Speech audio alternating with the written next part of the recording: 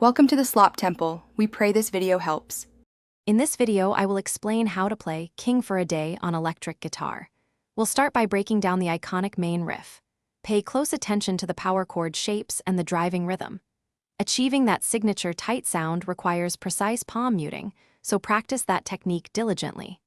Then, we'll move into the verse progression, ensuring your transitions between chords are smooth and clean. This foundation is crucial for mastering the entire song. Next, let's dive deeper into the verse and pre-chorus sections. The verse requires mastering dynamic strumming patterns to give it energy and drive. Pay attention to the subtle shifts in intensity. For the pre-chorus, understanding the specific chord changes and their precise timing is key to building tension. Remember to use a lighter touch for any arpeggiated sections, allowing those notes to ring out clearly.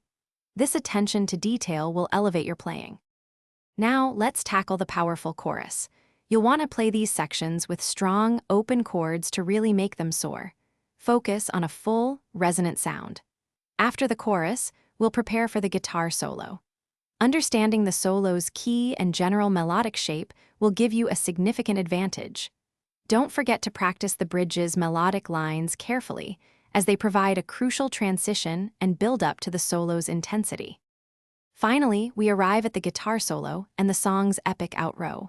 For the solo, break it down into smaller, manageable phrases. Focus on mastering each part individually before connecting them. Pay special attention to your bending and vibrato techniques.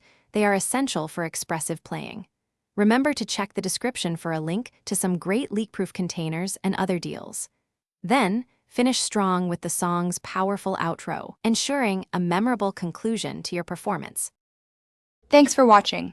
Consider subscribing if we helped you.